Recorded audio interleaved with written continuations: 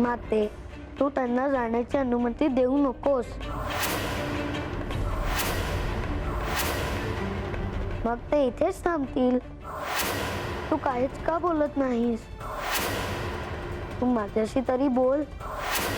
आणि तू असे हे आभूषणे काढून ठेवलेत हे मला आवडलेले नाही. त्यात तू किती सुंदर दिसतेस. पुन्हा सगळी आभूषणे आणि रंगीत वस्त्रे परिधान कर.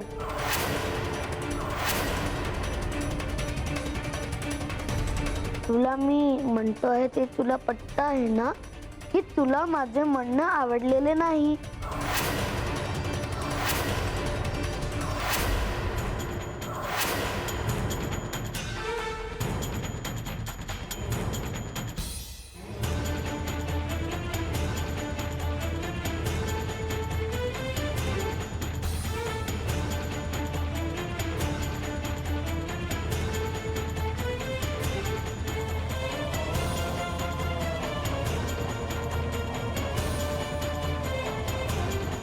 मला ठाऊक आहे की तुला वाईट वाटले आहे, म्हणूनच मी श्री खंडेरायांना स्पष्ट बोललो.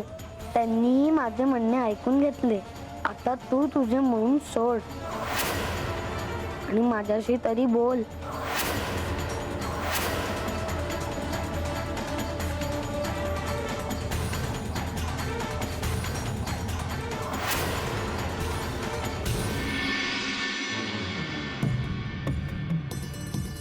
या चौडप्पा, तुम्ही मला बोलवलं सा. मला तुमच्यावर एक अत्यंत महत्त्वाचं दायित्व सोपवायचं आहे. तुम्ही नुसतं सांगायची. चौडप्पा, श्री खंडेराय बाणाई बरोबर भृगु ऋषींच्या आश्रमामध्ये जाणार आहेत. तुम्हाला त्यांच्या प्रस्थानाची तयारी करायला हवी. वयजी.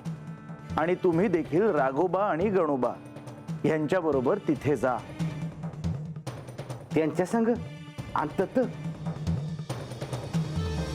त्यांना काय हवं काय नको हे पाहायला नको का? आव पर मग हात. इथली काळजी करण्याचं काही कारण नाही. आम्ही आहोत इथे. म्हाळसा देवी आहेत, मी, हे आम्ही सारे आहोत. चौडप्पा, त्यांच्या प्रस्थानाची तयारी करायला घ्या. वयजी. येतो म्या.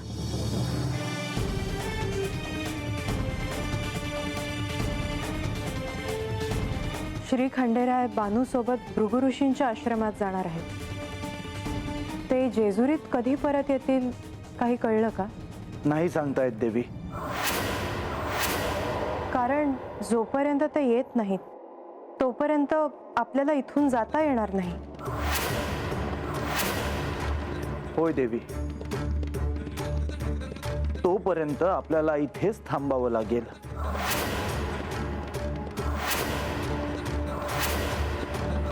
नाही. पण मी मात्र तुला भेटायला येणारच होतो. मी हे सत्य मानू. म्हाळसा, तुझा राग मला कळतो, पण हे देखील सत्य आहे की मी तुला भेटायला येणारच होतो. तुला कदाचित राग येईल की याआधी मी तुला सांगितलं आहे की मी बानू बरोबर जाणार आहे. तो क्षण आता जवळ आला आहे.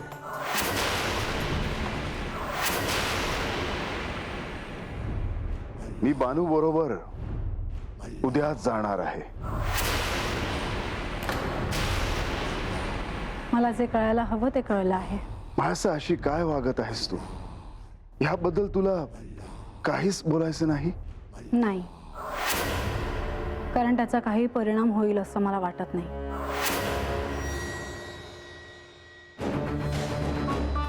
म्हाळसा, तुम्ही मौन सोडल्याचं ऐकून खूप आनंद झाला. देवी, आम्ही तुम्हालाच भेटायला येणार होतो, परंतु तुम्ही इथे असाल ह्याची कल्पना नव्हती. देवघरातून मी माझ्या कक्षात जात होते, पण नकळतपणे माझी पावलं या कक्षात वळली.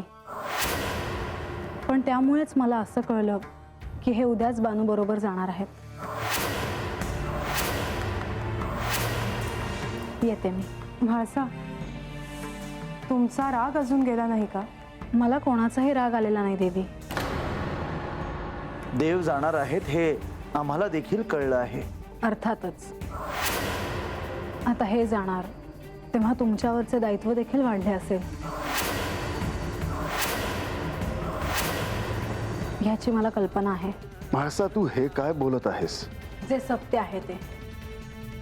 जसे तुमच्या वागण्यामागे काहीतरी निश्चित प्रयोजन असणार तसे माझ्याही वागण्यामागे असेल. येते मी.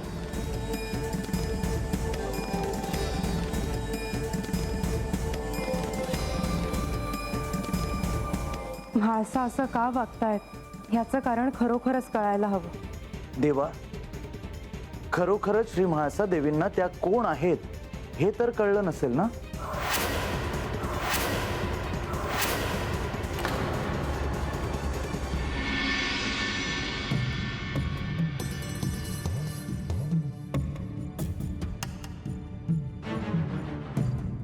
देवा, मी आहे. तुम्ही नुसतं सांगा, समजा काम करून टाकतो बघा. गणोबा, जरा धीर धरा. जोडप्पा, आम्ही आता निघणार आहोत. आमच्या प्रस्थानाची व्यवस्था झाली का? वही देवा. पायथ्याला जाऊन बानूला निरोप द्या की आता आम्ही निघणार आहोत. बानूसाठी मिळण्याची देखील व्यवस्था करावी. राघोबा, तुम्ही व्हा पुढं आणि बानाई देवीसनी सांगावा द्या. भाईजी, आत्ता जातो. देवा, तुम्हाला एक सांगणं आहे, बोलू का? बोला गणोबा. देवा, तुम्ही जिकडं जाल तिकडं मी बी येणार तुमच्या संगत. मला बी तुमची सेवा करायची आहे. तेवढं नाही म्हणू नका. गणोबा, आपण प्रस्थान करूयात. मी समजण्याची तयारी ठेवतो. आपण लगेच निघूया.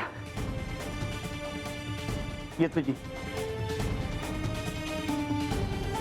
देवा, येत तुम्ही.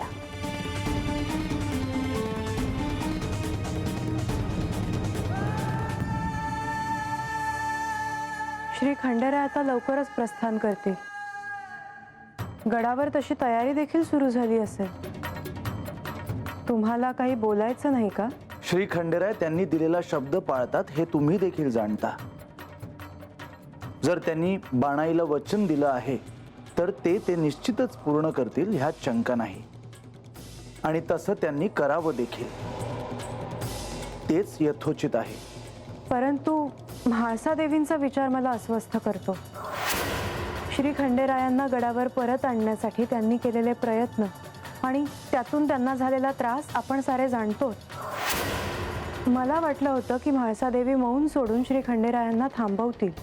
देवी, मी बंधू आहे त्यांचा.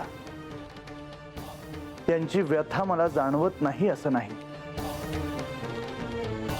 परंतु काही गोष्टी ह्या घडणारच. त्या सगळ्यासाठी आपल्याला सिद्ध असायला हवं. श्री खंडेराय परत आले की मात्र आपलं दायित्व पूर्ण होईल आणि मग आपण विष्णुलोकी परत जाऊया.